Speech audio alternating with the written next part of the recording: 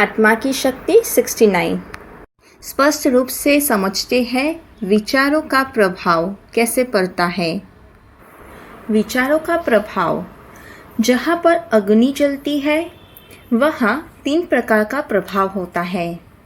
एक तो धुआं बनता है जो वायुमंडल में फैलता है। दूसरा, आसपास के वातावरण को गर्म करती है, रोशनी फैलती है तथा जिस पदार्थ से अग्नि जल रही है वह वस्तु नष्ट हो रही है। ऐसे ही हमारे सभी विचार जाने अनजाने जो भी हमारे मन में चलते हैं वह 7 प्रकार से प्रभावित करते हैं। पहला, जिस व्यक्ति, वस्तु व लक्ष्य के बारे में सोचते हैं हमारे विचार उन्हें हिट करते हैं। दूसरा, हर विचार हमारे सूक्ष्म संस्कार में रिकॉर्ड होता रहता है। तीसरा, हमारा स्थूल शरीर प्रभावित होता है। हमारा शरीर और कुछ नहीं, सिर्फ विचारों का स्थूल रूप है। हर संकल्प तरल रूप में परिवर्तित होता रहता है। यह जो हमारे मुख से थूक बनता है यही विचारों का स्थूल रूप है। अगर हम बुरे विचार करते हैं तो शरीर बीमारी के रूप से नष्ट होता है। अगर अच्छे विचार करते हैं तो शरीर हष्ट-पुष्ट बनता है, माना अच्छा बनता है। चौथा है, हमारे जो सबसे नज़दीक भाई या बहन रहती है वह चाहे घर में है या काम की जगह हो वह प्रभावित होते हैं।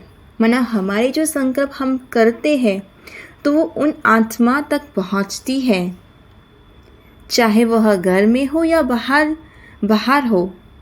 जिनके हम पूर्वज व कुल देवियाँ हैं, पूरे 84 जन्मों में जो हमारे माँ बाप थे, सास ससुर, पति पत्नी या बेटा बेटी थी, उनके हम पूर्वज व कुल देवियाँ कहलाते हैं। माना हम पहले जन्म के जितने भी हम संबंध हम जोड़ते हैं इस कर्म क्षेत्र पर वो सब रिकॉर्ड होता रहता है। वे लोग चाहे अब कहीं भी भिन्न भिन्न जन्मों में हैं और हम नहीं जानते वे कहाँ हैं, है तो यहाँ ही है। हमारे हर संकल्प अनजाने में उनको भी पहुँचता है और वह उसी अनुसार प्रेरित होते हैं। माना हमारे जितने भी संबंध हमने पास किए हैं वो आत्मा कहीं ना कहीं अपना पार्ट प्ले कर रही है इस कर्म भूमि पर। तो जो हमारे विचार अब तक चलते हैं वो उन आत्मा तक पहुंचता भी है। तो अच्छे विचार ही करना है। छठा है, जिन लोगों के हम मुखिया हैं हर व्यक्ति मुखिया भी है। हम परिवार, समूह, संघ, ऑफिस, दुकान, व्यापार, टीचर, नेता, मालिक, कर्मचारी, पुजारी व संस्था के मुखिया रूप में कहीं न कहीं मनुष्य के मुखिया है। वे सब लोग भी हमारे विचारों से प्रभावित होते हैं। सातवां, हमारे वर्तमान परिवार के लोगों पर तुरंत प्रभाव होता है जिससे हम शांति व अशांति के रूप में महसूस करते हैं और ऐसा ही घर का वातावरण बनता है जो तो जीवन पर भी असर होता है और दूसरा जन्म का आधार भी ये संस्कार ही है। ज़रा सोचो संकल्प कितने शक्तिशाली है। अभी संसार नहीं बदल रहा, उसका कारण और कुछ नहीं, सिर्फ हम मन से नहीं बदलते हैं।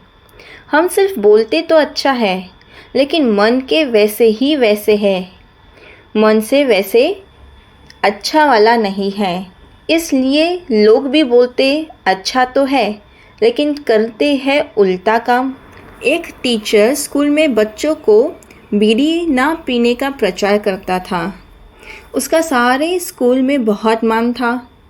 एक दिन उसने देखा कि कुछ बच्चे छिपकर बीड़ियाँ पी रहे थे। वह दुखित था, परंतु गहराई से सोचने पर उसने पाया कि टीचर खुद छिपकर बीड़ी पीता था। याद रखो, लोग वह बनते हैं जो आप वास्तव में हैं। आप वास्तव में हैं, ना कि वह जो आप बोलते व सिखाते हैं। इसलिए अगर हमें अच्छा घर संसार चाहिए, बच्चे हमारी सुने, तो पहले हमें खुद की सोच बदलकर अपने संस्कार को बदलना है। अगर आप डरपोक है, आलसी है, स्वार्थी है, पक्षपाती है, प्रचारक है, योगी नहीं है, क्रोधी है, शांत नहीं है, ईर्ष्यालु है, स्नेही व सहयोगी भी नहीं है, तो लोग वही बनेंगे जो आप वास्तविकता में हैं, चाहे आप कितना भी अपने को छुपा लें। इसलिए अपने मूल गुणों शांति, प्रेम, सुख, आनंद के संकल्पों में रहो, ताकि बिना जाने भी लोग ईश्वर के माध्यम से आपसे प्रभावित हो रहे हैं और सब कुछ बिना मांगे आपकी तरफ खींचेंगे। ये जैसे जादुई छड़ी है। तो बस अपने जीवन में ऐसी जादू करते जाओ।